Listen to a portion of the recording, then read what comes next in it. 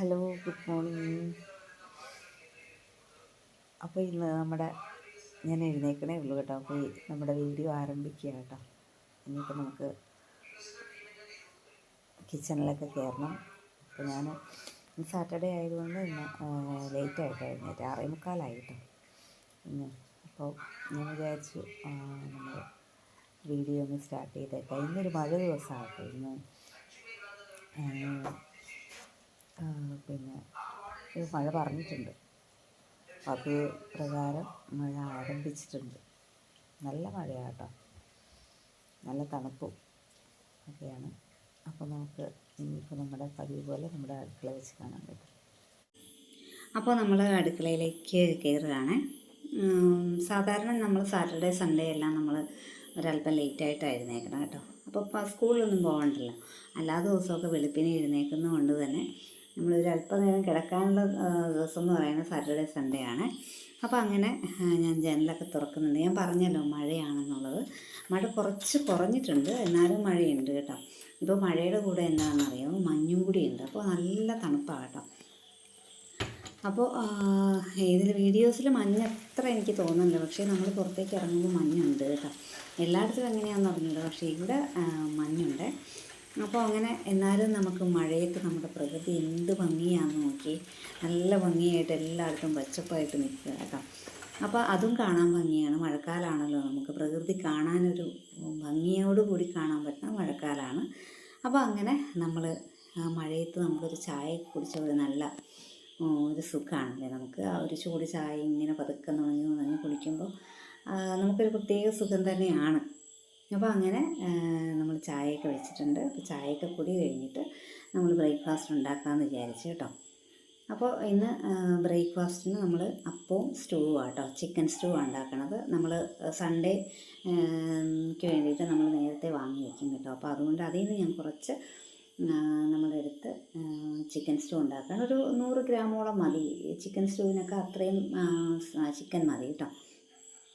അപ്പോൾ പിന്നെ അതിന് വേണ്ടിയിട്ട് ഞാൻ വെജിറ്റബിളൊക്കെ അരിഞ്ഞ് വെച്ചിട്ടുണ്ട്. ഒരു പൊട്ടറ്റോ, ഒരു ക്യാരറ്റ്, ഒരു സവോള, അതുപോലെ 2 പച്ചമുളക്, ഒരു 3-4 കഷ്ണം വെളുത്തുള്ളി, ഒരു ചെറിയ കഷ്ണം ഇഞ്ചി, പിന്നെ കുറച്ച് കറിവേപ്പില.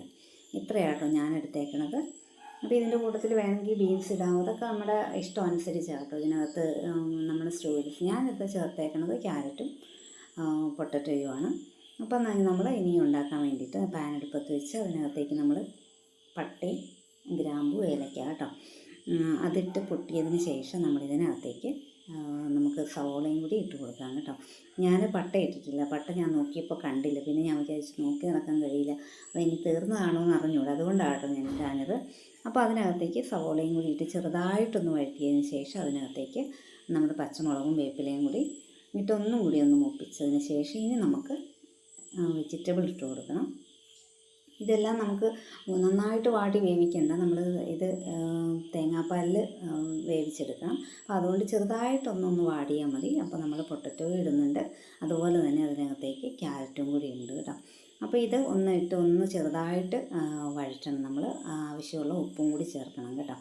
അപ്പോൾ അങ്ങനെ അതൊന്ന് ഒന്ന് വരുമ്പോൾ നമുക്കിതിനകത്തേക്ക് ഇനി നമുക്ക് ചേർക്കാനുള്ളത് നമ്മുടെ ചിക്കനാണ് കേട്ടോ. നമ്മൾ ചിക്കൻ ഇനി ചേർത്ത് കൊടുത്തതിന് ശേഷമാണ് ഇനി നമ്മളതൊന്ന് പതുക്കെ ഒന്ന് മൂടി വെച്ചൊരു മീഡിയം ഫ്ലെയിമിൽ നമുക്കൊരു 5 മിനിറ്റോളം നമുക്കൊന്ന് കുക്ക് ചെയ്തെടുക്കേണ്ടതുണ്ട് കേട്ടോ. അപ്പോൾ ഇത് നമ്മൾ തേങ്ങാപ്പാൽ ചേർക്കണതിന് മുമ്പ് ചിക്കൻ ചേർത്തതിന് ശേഷം നമ്മളൊരു 5 മിനിറ്റോളം നമ്മളൊന്ന് വേവിച്ചെടുക്കണം. അതിൻ്റെ ആ ഒരു ചെറുതായിട്ടൊന്ന് വെന്ത് കിട്ടണം. അപ്പോൾ ആ ഒരു പരുവത്തിന് നമ്മളൊരു 5 മിനിറ്റോളം മതി കേട്ടോ. അതിൽ കൂടുതൽ വേണ്ട. നമ്മളല്ലാതെ നമുക്ക് തേങ്ങാപ്പാലിൽ നമുക്ക് വേവിച്ചെടുക്കേണ്ടതാണല്ലോ. ഇതൊന്ന് കുക്കായതിന് ശേഷം തേങ്ങാപ്പാൽ ചേർക്കണം. ഉടനെ തന്നെ അതങ്ങ് ചേർത്തിട്ട് തേങ്ങാപ്പാൽ ചേർക്കരുത് കേട്ടോ. അത് അത്ര ഒരു ടേസ്റ്റ് ഒന്ന് വ്യത്യാസപ്പെട്ടു പോകും. അപ്പോൾ അതിന് വേണ്ടിയിട്ട് നമ്മളൊന്ന് ചെറുതായിട്ട് കുക്ക് ചെയ്തതിന് ശേഷമാണ് നമ്മളിതിനകത്തേക്ക് 2ാം പാലാണ് ചേർത്ത് കൊടുക്കണം കേട്ടോ. തേങ്ങാപ്പാലിൻ്റെ 2ാം പാൽ ചേർത്ത് കൊടുക്കണം. അപ്പോൾ ആ തേങ്ങാപ്പാലിൽ നന്നായിട്ട് കിടന്നൊന്ന് വെന്ത് കിട്ടും. അപ്പോൾ വേറെ എക്സ്ട്രാ വെള്ളമൊന്നും നമ്മൾ ചേർക്കുന്നില്ല. നമ്മളതനുസരിച്ച് തേങ്ങാപ്പാൽ ചേർക്കണം. 2ാം പാലാകുമ്പോൾ ഇത്തിരി നീട്ടി നമുക്ക് എടുക്കാമല്ലോ. അപ്പോൾ അതിന് വേണ്ടിയിട്ട് നമ്മൾ രണ്ടാം പാൽ ചേർത്ത് നമുക്ക് നന്നായിട്ട് വേവിച്ച് ഒരു 10-15 മിനിറ്റ് കൊണ്ട് നമ്മളിപ്പോൾ ഇത്രയും നമ്മൾ കുക്ക് ചെയ്തെടുത്തിട്ടുണ്ടല്ലോ, ഇനി ഒരു 10-15 മിനിറ്റ് നമുക്ക് വേവിച്ചെടുത്താൽ മതി. പിന്നെ കുറച്ച് വെന്തിട്ടുണ്ട്, അപ്പോൾ അതുകൊണ്ടാണ് കേട്ടോ. അപ്പോൾ നമ്മൾ തേങ്ങാപ്പാലും കൂടി ഒഴിച്ച് നമ്മൾ ഇതൊന്ന് ഇളക്കി യോജിപ്പിച്ചതിന് ശേഷം ഒന്ന് അടച്ചു വെച്ച് ഒരു 10 മിനിറ്റ് നമുക്ക് വേവിച്ചെടുക്കണം. അപ്പോൾ ഇത് നന്നായിട്ട് ഒന്ന് തിളച്ച് ഒന്ന് വറ്റി ഒന്ന് വരണം കേട്ടോ, നന്നായിട്ടൊന്ന് വറ്റിയൊക്കെ വരണം. വറ്റി വന്ന് കഴിയുമ്പോഴാണ് ഇതിനകത്തേക്ക് നമുക്കിനി നമ്മുടെ ഒന്നാം പാലുണ്ടല്ലോ, ഒന്നാം പാൽ ഇതിനകത്തേക്ക് ഒഴിച്ചു കൊടുക്കണം കേട്ടോ. അപ്പോൾ ഇത് ഏകദേശം ഒന്ന് വറ്റി കിട്ടണം, നമുക്ക് ഒരുപാട് ലൂസായിട്ടൊന്നും ഇതിൻ്റെ ഗ്രേവി വേണ്ടല്ലോ. ഇത്തിരി തിക്കായിട്ടുള്ള ഗ്രേവിയാണ് നമുക്ക് ഈ സ്റ്റൂവിനൊക്കെ വേണ്ടത്, ഒരുപാട് വെള്ളം പോലെയൊന്നും കിടക്കണ്ട. അപ്പോൾ അതനുസരിച്ച് വേണം കേട്ടോ. അപ്പോൾ അതൊന്ന് നന്നായിട്ടൊന്ന് വറ്റി വരാനൊന്നും കൂടി ഞാൻ വെച്ചിട്ടുണ്ട്. ആ സമയത്ത് നമ്മുടെ അപ്പത്തിൻ്റെ മാവ് നന്നായിട്ട് പൊങ്ങി വന്നിട്ടുണ്ട്. ഞാൻ തലേ ദിവസം അരി ഇങ്ങനെ കുതിർത്ത് വെച്ചതിന് ശേഷം രാവിലെ അരച്ചെടുക്കുക ചെയ്യുന്നത്. അതൊന്ന് അരച്ച് വെച്ചതിന് ശേഷം ഒരു 1.5 മണിക്കൂർ കേട്ടോ, 1.5 മണിക്കൂറെങ്കിലും നമ്മൾ വെച്ചിരിക്കണം, എന്നാലേ നമുക്ക് ആ അപ്പം നന്നായിട്ട് കിട്ടത്തുള്ളൂ കേട്ടോ. അപ്പോൾ ഒരു 1.5 മണിക്കൂർ വെച്ചതിന് ശേഷം നമ്മളൊന്ന് ചുട്ടെടുത്താൽ നല്ല മയമായിട്ട് നമുക്ക് അപ്പം ചുട്ടെടുക്കാൻ പറ്റും. അങ്ങനെ അപ്പം ഞാനത് അപ്പുറത്ത് നിന്ന് പറ്റി വരുന്ന സമയത്ത് നമുക്ക് അപ്പവും കൂടി ഒരേപോലെ നമുക്ക് ചുട്ടെടുക്കാം കേട്ടോ. അപ്പോൾ അപ്പത്തിന് നമ്മൾ മാവ് ഒഴിച്ച് കൊടുത്തിട്ടുണ്ട്. നല്ല ഒരുപാട് ഹോൾസൊക്കെ ആയിട്ട് നിങ്ങൾക്ക് കാണാൻ പറ്റുമല്ലോ, നമ്മളപ്പം കാണുമ്പോൾ അറിയാൻ പറ്റും എത്ര നന്നായിട്ടാണ് അത് പൊങ്ങി വന്നിട്ടുണ്ട് എന്നുള്ളത് കേട്ടോ. അപ്പോൾ അതൊന്ന് ഹോൾസ് എല്ലാം പൊട്ടിയതിന് ശേഷം വേണം കേട്ടോ നമ്മൾ അപ്പത്തിന്. നമ്മളങ്ങോട്ട് ചുറ്റിച്ച് കഴിഞ്ഞ ശേഷം ഉടനെ തന്നെ ഒന്ന് അടച്ചു വെക്കരുത്, നമ്മളൊന്ന് ഹോൾസ് എല്ലാം ആക്കിയതിന് ശേഷം ഒന്ന് അടച്ചു വെച്ച് നമ്മളൊന്ന് സിമ്മിലിട്ട് വേണം നമ്മളിത് അപ്പം ഉണ്ടാക്കിയെടുക്കുക. നല്ല പെർഫെക്റ്റ് ആയിട്ടുള്ള അപ്പം കേട്ടോ. അപ്പോൾ അങ്ങനെ നമ്മൾ അപ്പവും കൂടി ഇതിനിടയ്ക്ക് എങ്ങനെ ചുട്ടെടുക്കുക കേട്ടോ. അപ്പോൾ ആ സമയത്ത് നമ്മുടെ കറി അവിടെ റെഡിയാകുന്നുണ്ട്. അപ്പോൾ എൻ്റെ വീഡിയോ കണ്ടുകൊണ്ടിരിക്കുമ്പോൾ എൻ്റെ വീഡിയോ ഇഷ്ടപ്പെടുകയാണെങ്കിൽ എൻ്റെ ചാനൽ ഒന്ന് സബ്സ്ക്രൈബ് ചെയ്യാതെ കാണുന്നവരുണ്ടെങ്കിൽ ഒന്ന് സബ്സ്ക്രൈബ് ചെയ്ത് സപ്പോർട്ട് ചെയ്തേക്കണം. അതുപോലെ തന്നെ ലൈക്ക് ചെയ്യാനും ഷെയർ ചെയ്യാനും ഒന്നും ആരും മറക്കണ്ട കേട്ടോ.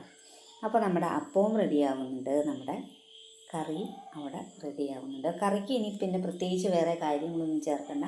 ഒരുപാട് തിളച്ച് നമ്മുടെ ആദ്യത്തെ പാൽ ഒഴിച്ച് കഴിയുമ്പോൾ, ഒന്നാം പാൽ ഒഴിച്ച് കഴിയുമ്പോൾ ഒരുപാട് വറ്റിയൊന്നും വരണ്ട. അപ്പോൾ അതുകൊണ്ട് തന്നെ നമ്മൾ ഇതൊന്ന് ജസ്റ്റ് നമ്മുടെ ഒന്നാം പാൽ അങ്ങ് ഒഴിച്ചു കൊടുക്കുക കേട്ടോ.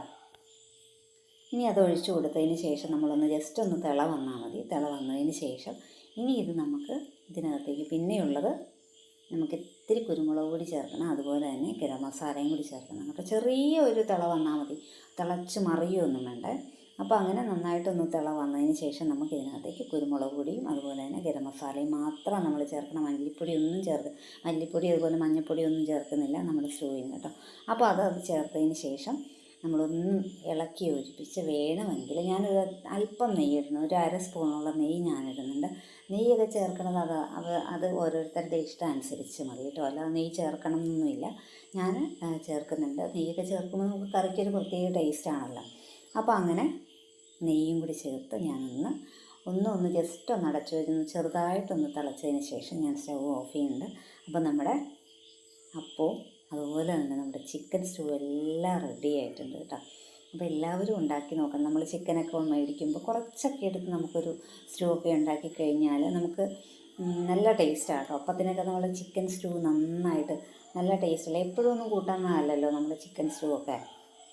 അപ്പോൾ നമ്മൾ ഇടയ്ക്ക് ഇങ്ങനെ ചിക്കനൊക്കെ വാങ്ങുമ്പോൾ ഒരല്പം എടുത്ത് മാറ്റി വെച്ച് കഴിഞ്ഞാൽ നമുക്ക് അപ്പം ചുടുമ്പോൾ നമുക്ക് ഇതേപോലെ ചിക്കനൊക്കെ എടുത്ത് ഉണ്ടാക്കി കഴിക്കാം കേട്ടോ. അപ്പോൾ നമ്മുടെ നല്ല ചിക്കൻ നന്നായിട്ട് നല്ല കുറിയ ഗ്രേവിയോട് കൂടിയ ചിക്കനൊക്കെ ആയിട്ടുണ്ട്. അപ്പോൾ ഇന്നത്തെ വീഡിയോ ഇത്രയൊക്കെ തന്നെയാണ് കേട്ടോ. എൻ്റെ ഒരു കുക്കിംഗ് വീഡിയോ ആണ് ഇന്ന് ഞാൻ നിങ്ങൾക്ക് വേണ്ടിയിട്ട് ഇവിടെ കാണിക്കുന്നത്. അപ്പോൾ നമ്മുടെ ചിക്കൻ സ്റ്റൂവും അപ്പമൊക്കെ റെഡി ആയിട്ടുണ്ട്. അപ്പോൾ ഇനി അടുത്ത വീഡിയോയുമായി കാണും. അതുവരേക്കും എല്ലാവർക്കും ടാറ്റാ.